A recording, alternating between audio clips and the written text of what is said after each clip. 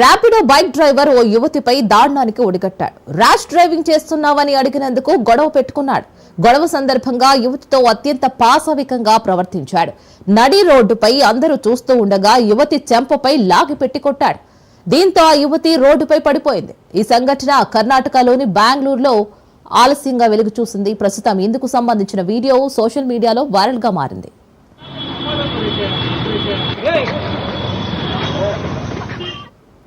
బెంగళూరుకు చెందిన ఓ యువతి ర్యాపిడో బుక్ చేసుకుంది. ఓ 15 నిమిషాల తర్వాత ర్యాపిడో బైక్ ఆమె ఉండే చోటుకు వచ్చింది. యువతి ఓటీపీ చెప్పి బైక్ ఎక్కి కూర్చోగానే అక్కడి నుంచి కదిలింది.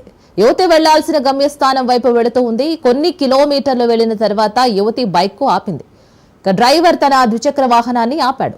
నువ్వు చాలా ర్యాష్ గా బైక్ డ్రైవ్ చేస్తున్నావు, అసలు సిగ్నల్స్ కూడా పట్టించుకోకుండా వెళ్తున్నావు అంటూ గొడవ పెట్టుకుంది.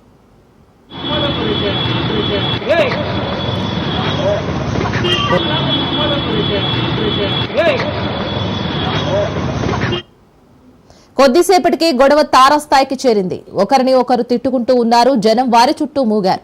ఇద్దరికి సర్ది చెప్పే ప్రయత్నం చేశారు. అయితే ఆ అమ్మాయి కానీ ర్యాపిడో బైక్ డ్రైవర్ కానీ వెనక్కు తగ్గలేదు.